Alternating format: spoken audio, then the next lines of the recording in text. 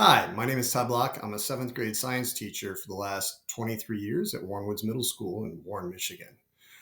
I want to talk about this narrative that's been out there in education the last few years that says that education has been the same since it began as one room schoolhouses. Well, come on, let's get really real. Do we have one room schoolhouses today? Probably not. So let's take a look at the evolution of teaching for a minute and think about what's going on. So, right, we used to have one room schoolhouses like the ones here.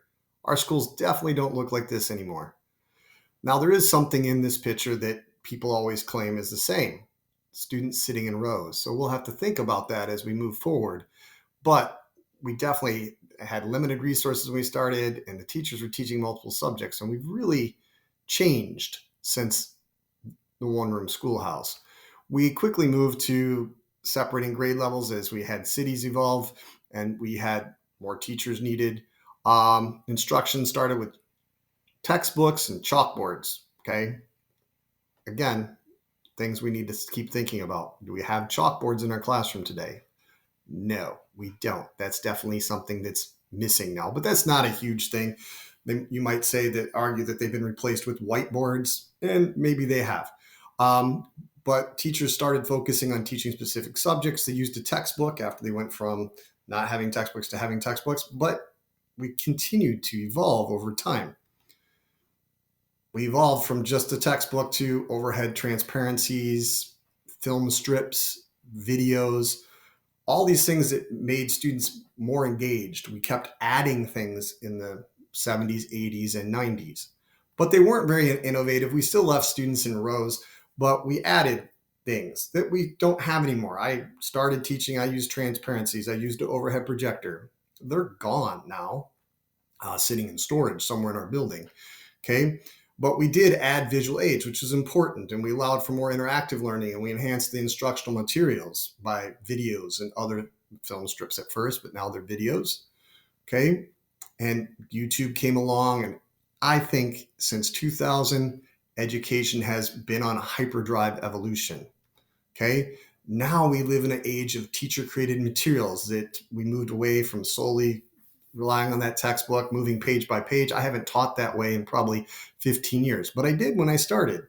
Now we have personalized learning, engaging concepts. We're trying to make it customized for each individual student. And typically, for one lesson, I have to create 3 different paths for the students in my classroom: the high level learners, the everyday students, and the students that have individual assessment plans that we have to accommodate and make sure that they can access the material we're presenting and it's at their level. So there's a lot of work going on, and these teachers have a lot more skill than they ever have before.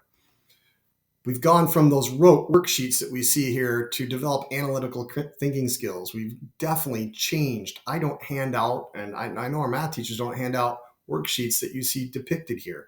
I remember doing that when I was a student in the 70s, 80s. I'm old. Okay, but it's definitely gone. They're definitely changing. We're encouraging problem solving. We've definitely integrated critical thinking, and technology is part of that integration. So gone are now your chalkboard evolved to a whiteboard, and now it's really evolved to iPads and computers. One-to-one is very popular, not everywhere, but it's definitely something we use. And some students and districts allow students to bring in their own devices to interact. But look at the seating here. It's in groups, and that's how I teach at the middle school. I have groups of 4 or 6 or 2, depending on what our needs are. We're definitely changing. And maybe this has been put in hyperdrive since I started teaching. And that's why I get sort of concerned when I hear that narrative drone. We need to change education. We need to change education. Although I think the changes that we've been doing have made more people concerned about what we're doing, because we're moving away from, hey, one size fits all, to allowing students to access the real purpose of their education.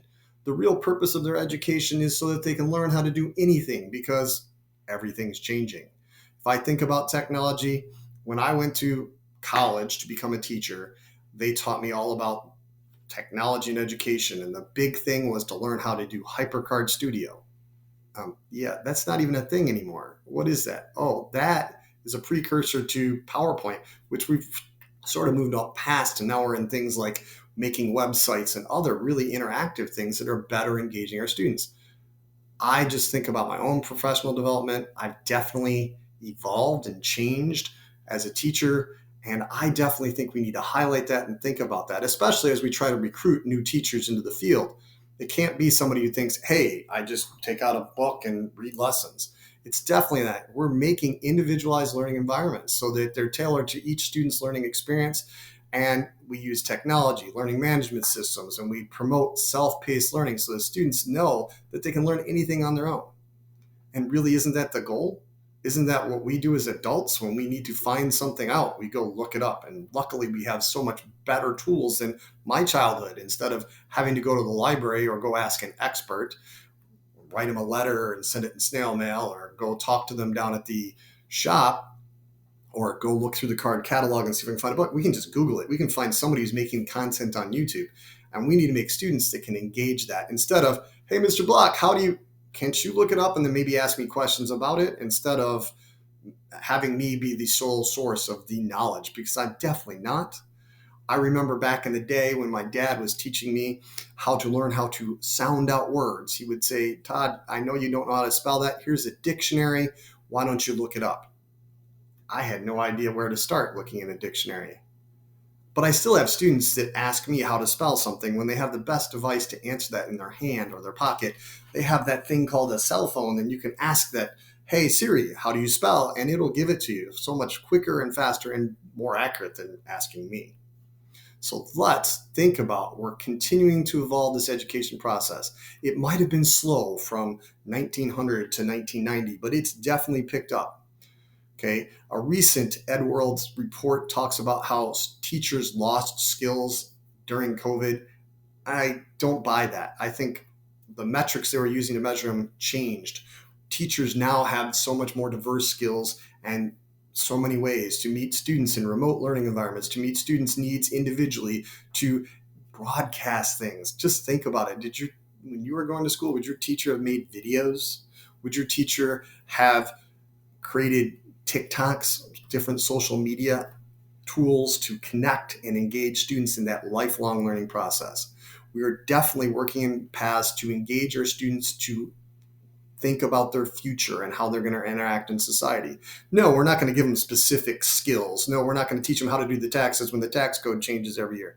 We're going to teach them how to figure out the tax code and use it now, and so you can figure out the tax code later and use it later. Oh, we're teaching you how to figure out anything so you can use it now or use it later. When I think about this, I think about my kids that are pictured on the wall behind me and how their education process has been evolving. It's definitely very different. And this might be why we've seen a rise in groups like Moms for Liberty saying, hey, we don't need schools doing X, Y, and Z. Well, that X, Y, and Z they're concerned about is students learning how to think for themselves. They want us to go back to the rote memorization worksheets, the sitting in rows. And we've learned as educators and research, if you check it all out online, that that's not what creates individualized problem-solving citizens in the future. Thank you for your time watching my video. I appreciate everything that we do to advance education, but I want to make sure we think about how much our educators are evolving. Just through COVID, we've changed a ton. So if you want to be a teacher, just know it's awesome. You're going to be constantly learning new things and learning how to engage the next generation. Have a wonderful day. Thanks for watching.